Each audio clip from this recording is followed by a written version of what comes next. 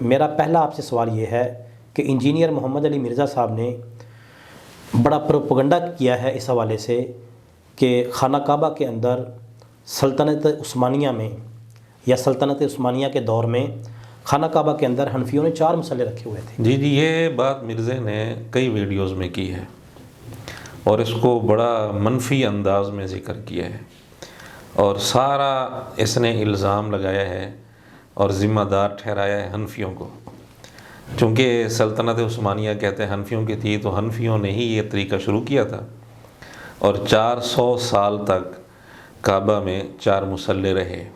صحیح۔ تو یہ سراسر مرزا کی طرف سے الزام ہے، جھوٹ ہے بالکل، کیونکہ یہ بات کہ یہ 4 مصلے سلطنت عثمانیہ نے شروع کیے تھے، یہ بات تاریخی حوالے سے درست نہیں۔ صحیح۔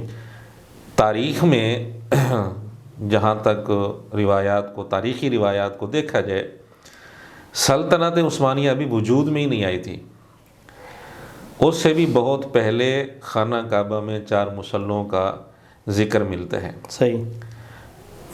فتاوی شامی کے اندر رد المحتار میں علامہ شامی رحمۃ اللہ علیہ نے بھی اس حوالے سے کوئی تذکرہ کیا ہے، اس میں 551 ہجری صحیح میں 4 مصلوں کا وجود انہوں نے اس کا ذکر کیا ہے، اور بھی کئی ساری کتابوں میں 6 صدی میں 4 مصلوں کا وجود ملتا ہے۔ صحیح۔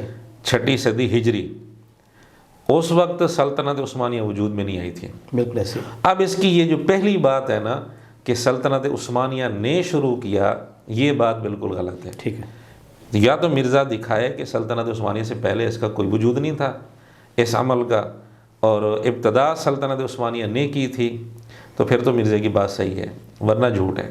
ٹھیک۔ دوسرا، کوئی حکومت اگر کوئی کام شروع کرتی ہے، اس کا الزام علماء پر لگا دینا یہ بھی ناانصافی ہے۔ صحیح۔ اگر سلطنت عثمانیہ میں یہ کام ہوتا تھا یا سلطنت عثمانیہ سے پہلے جس حکومت نے بھی یہ کام شروع کیا، وہ حکومت کسی کی بھی تھی، شافیوں کی تھی، کسی کی بھی تھی، تو یہ کام حکومت کا تھا، اس کی وجہ سے ہم اس مذہب کے یا اس مسلک کے علماء پر الزام نہیں ٹھہرا سکتے، یا اس وقت کے علماء پہ، اس وقت کے علماء پر بھی۔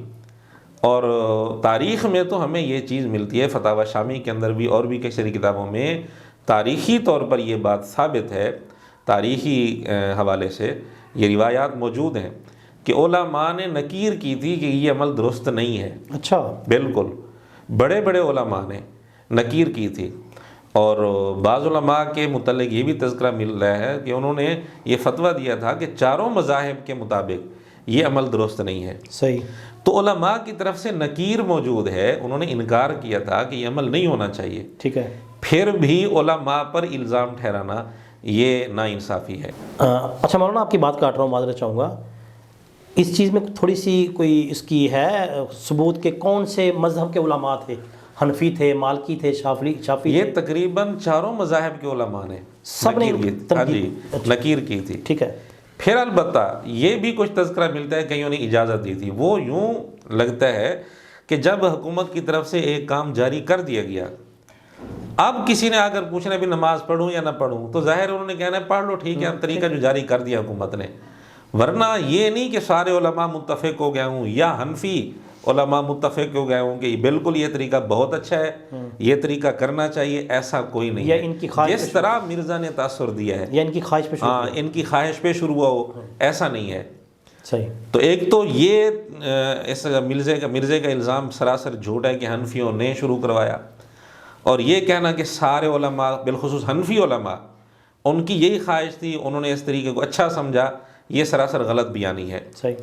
تو جیسے موجودہ سعودی حکومت ہے، اس کے کئی سارے کام ہیں جن پر خود مرزا نکیر کرتا ہے۔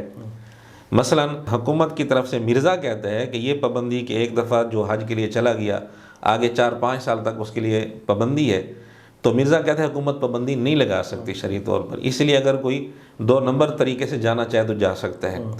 اب حکومت نے جو پابندی لگائی ہے، کیا ہم اس حکومت کے اس کام کا الزام وہاں کے علماء کو دے سکتے ہیں کہ یہ علماء نے سارا وہ خرابی مچائی ہے، علماء نے فتنہ پھیلایا ہے؟ حکومت کی اپنی ترجیحات ہوتی ہیں، اس لیے علماء پر الزام تب ہوتا، اور یہ کہنا کہ وہ حنفیوں نے فتنہ مچایا تھا، یہ تب ہوتا جب پہلے یہ ثابت کرے کہ ابتدا سلطنت عثمانیہ نے کی تھی، پھر یہ ثابت کرے کہ علماء نے حکومت کو کہا تھا، حنفی علماء نے، کہ ہماری یہ خواہش ہے کہ یہ طریقہ اختیار کیا جائے، تو پھر یہ الزام لگ سکتا ہے، ورنہ یہ سراسر غلط بیانی ہے اور مرزے کا جھوٹا پروپیگنڈا ہے۔